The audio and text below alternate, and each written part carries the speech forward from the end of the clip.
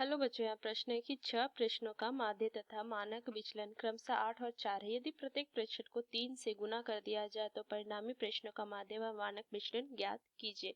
तो चलिए इस प्रश्न को हल करते हैं। मुख्य अवधारणा अगर मैं इस प्रश्न का लिखूं तो सबसे पहले अगर मैं माध्य लिखूं तो माध्य को x बार से लिखते हैं। ये क्या हो जाएगा, देखिए सिग्मा एक्स आई बटा में n, ये मैं लिख सकती हूँ, ये माध्य है। अब यहाँ से अगर मैं प्रसरण का सूत्र देखूं, प्रसरण का जिसको हम क्या लिखते हैं, ये सिग्मा स्क्वायर भी लिखते हैं, सिग्मा स्क्वायर। तो इसका मान क्या हो जाएगा, सिग्मा एक्स आई का वर्ग बटा में एन माइनस में सिग्मा एक्स आई बटा में एन, और ये पूरे का वर्ग है। ये होता है प्रसरण। अब यहाँ से अगर मैं मानक विचलन देखूं, मानक विचलन, तो ये क्या होता है, ये होता है मेरा वर्गमूल प्रसरण। यहाँ से लिखते हैं मानक विचलन क्या होता है, वर्गमूल प्रसरण।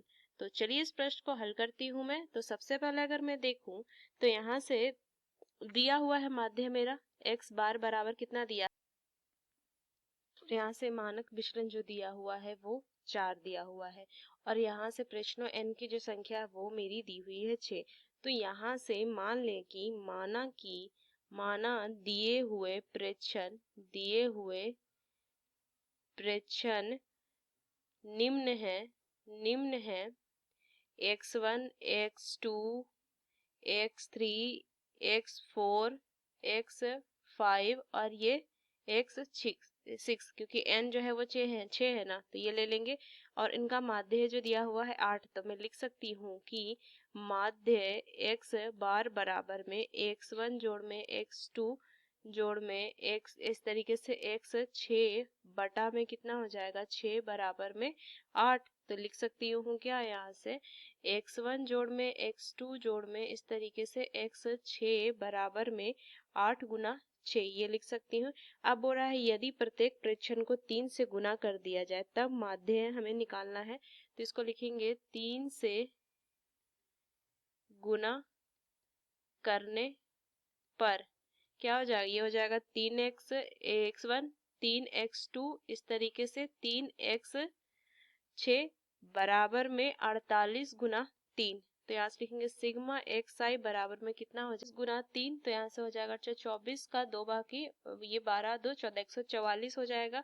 अब यहाँ से अगर मैं नया माध्य देखूं तो ये मेरा कितना आ गया, 144 बटा में कितना हो जाएगा, तो ये हो जाएगा 6 बराबर 24। अब मुझे दिया हुआ है तो मानक विचलन को मैं क्या कर सकती हूँ, इसका स्क्वायर कर दूं तो प्रश्न के बराबर होगा, तो ये हो जाएगा 4 का वर्ग। तो प्रश्न का सूत्र लगा दूंगी, तो सिग्मा एक्स आई का वर्ग बटा में n माइनस में सिग्मा एक्स आई बटा में n इस पूरे का वर्ग बराबर 4 का वर्ग लिखेंगे। तो देखिए इसको अगर मैं हल करूँ तो सिग्मा एक्स आई का वर्ग बटा में n 6 है और ये माध्य है ना, तो ये 8 का वर्ग बराबर में 4 का वर्ग। तो सिग्मा एक्स आई का वर्ग बटा में 6 बराबर में 64, 16 जोड़ में 64, ये लिखूंगी तो ये जाएगा सिग्मा एक्स आई का वर्ग बराबर में ये कितना हो जाएगा, यहाँ से 80 गुना में 6, तो सिग्मा एक्स आई का वर्ग बराबर में 480, इसको मान लेते हैं। अब देखिए यहाँ से हमें नया सिग्मा एक्स वर्ग ज्ञात करना पड़ेगा, क्योंकि मुझे नया क्या ज्ञात करना है, इस प्रश्न में नया प्रश्नों का माध्य और मानक विचलन ज्ञात करना है। तो ये क्या हो जाएगा, 3x1 का वर्ग जोड़ में 3x2 का वर्ग, क्योंकि सारे प्रश्न को 3 से गुना किया गया था ना, 3x3 का वर्ग जोड़ में 3x4 का वर्ग जोड़ में 3x5 का वर्ग जोड़ में 3x6 का वर्ग, ये करेंगे। तो यहाँ से मान क्या हो जाएगा, 9 बाहर ले लेंगे ना, तो ये हो जाएगा x1 का वर्ग जोड़ में x2 का वर्ग जोड़ में x3 का वर्ग जोड़ में x4 का वर्ग जोड़ में x5 का वर्ग जोड़ में x6 का वर्ग, ये लिखेंगे। तो यहाँ से देखिए इन सब का मान मुझे पता है, ये जो मान है सिग्मा एक्स आई का वर्ग, इसका मुझे मान पता है कितना है 48, तो ये हो जाएगा 480, ये लिखेंगे, ये 480 होगा। ये सिग्मा एक्स आई है और यहाँ पे सिग्मा एक्स ये नया है इसलिए मैंने सिग्मा एक्स से ही इसको लिखा है, तो इसका मान तो हमें यहाँ से पता है ना, तो ये हो जाएगा क्या 480। तो यहाँ से सिग्मा एक्स स्क्वायर का जो मान हो जाएगा वो कितना हो जाएगा, 4320 ये मान अभी ज्ञात हो गया। तो नया प्रश्न अगर मैं लिखूं प्रश्न, तो ये कितना हो जाएगा, सिग्मा एक्स का वर्ग बटा में एन माइनस में एक्स बार का वर्ग। तो ये आ जाएगा क्या, 4320 बटा में 6 माइनस में ये कितना आया था मेरा माध्य, तो ये आधा 24, तो 24 का वर्ग नया माध्य है ना, तो ये 24 का वर्ग आ गया। अब देखिए यहाँ से अगर मैं इसको हल करूँ तो कितना हो जाएगा 720, ये मेरा 6 बार 6 से कटेगा 720 में, माइनस में अगर 24 का वर्ग है तो 576, घटा देंगे तो 144। हमें ज्ञात करना था, प्रश्न निकल गया मानक विचलन।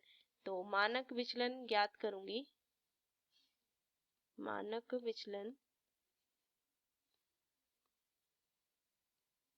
मानक विचलन तो ये कितना हो जाएगा वर्गमूल में प्रश्न, तो ये आ जाएगा वर्गमूल 144 बराबर 12।